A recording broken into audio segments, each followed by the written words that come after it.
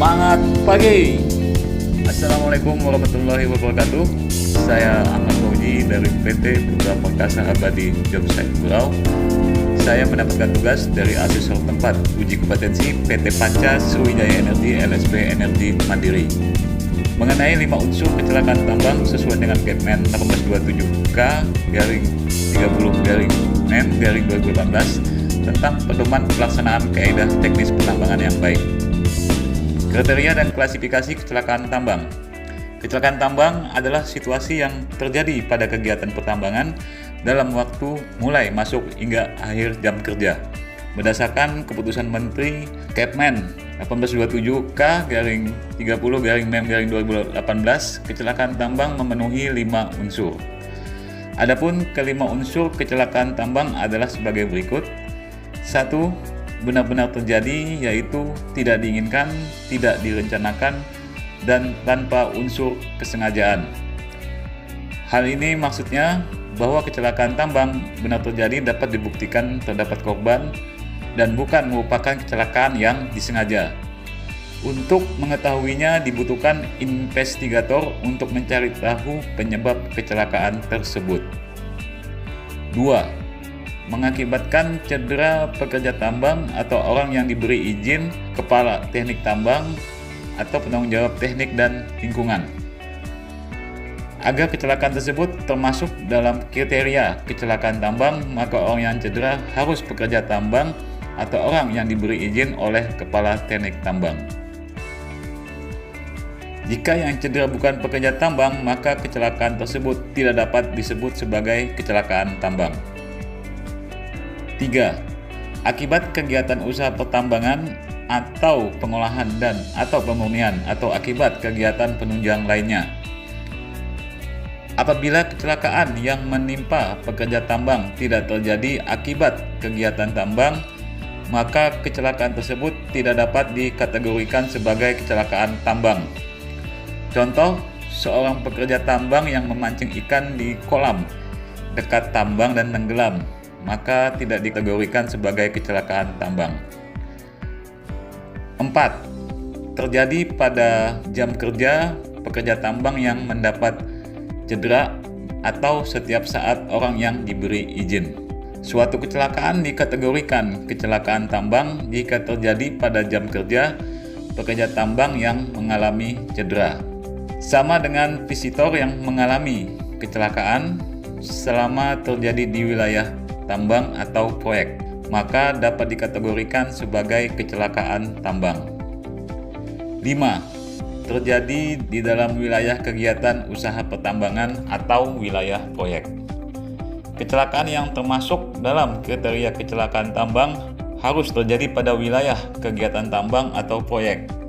Wilayah kegiatan usaha pertambangan mencakup WIUP, WIPR, WIUPK, WIUP OPK, pengolahan atau pemurnian, dan wilayah proyek. Wilayah kegiatan tambang adalah sesuai dengan luasan yang tertera pada izin pertambangan PKP 2B, KP, KK, dan IUP. Untuk wilayah proyek adalah wilayah di luar kegiatan tambang namun masih berkaitan. 7 cara menghindari kecelakaan di tambang. Pekerjaan pertambangan adalah pekerjaan penuh risiko. Untuk itu sudah seharusnya setiap pegawai bersikap waspada terhadap segala potensi kecelakaan.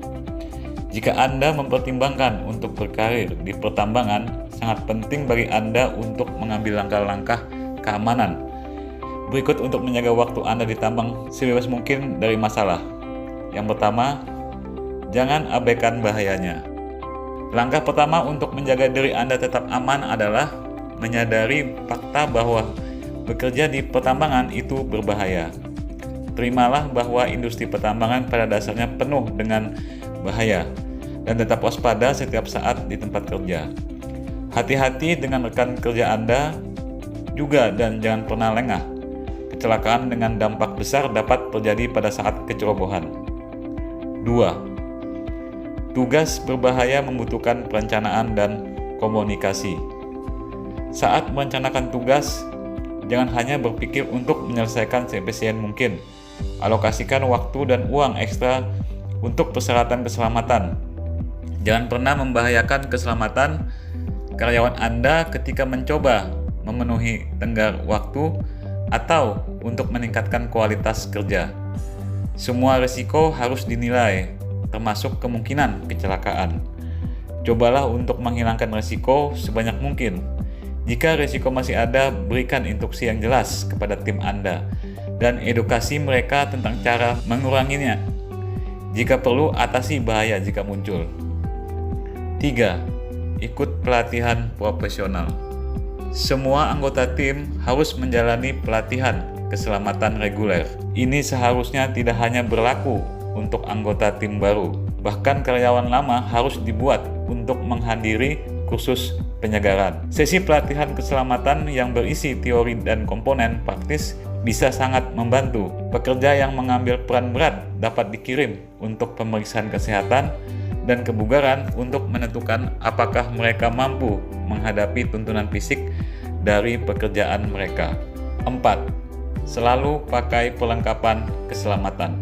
Ada banyak peralatan keselamatan yang digunakan pekerja pertambangan untuk perlindungan mereka, mulai dari helm hingga kacamata, pengaman, dan sarung tangan. Sangat penting bahwa semua pekerja memakai peralatan keselamatan yang diperlukan setiap saat. Ada banyak cerita tentang pekerja yang diselamatkan oleh helm misalnya. 5. Awasi tim Anda. Semua anggota tim harus mengikuti instruksi keselamatan tanpa pengecualian. Seorang supervisor juga harus rajin menindaklanjuti dan menegakkan aturan.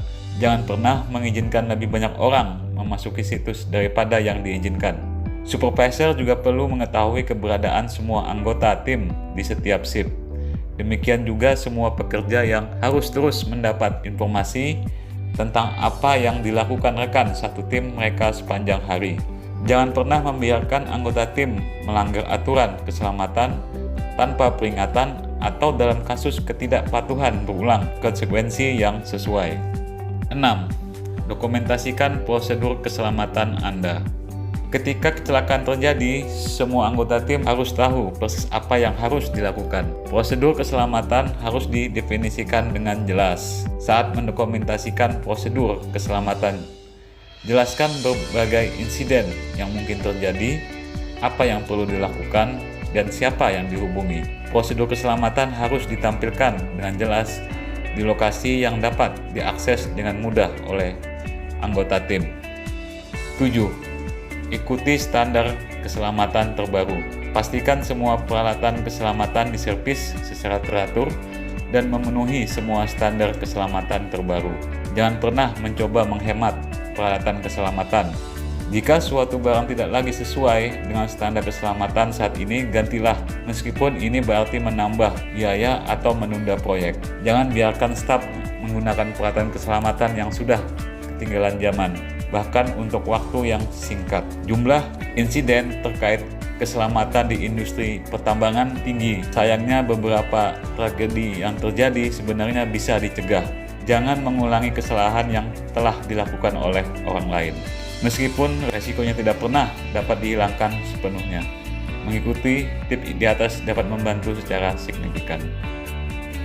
Demikian pemaparan saya mengenai 5 unsur kecelakaan tambang dan 7 cara menghindari kecelakaan tambang.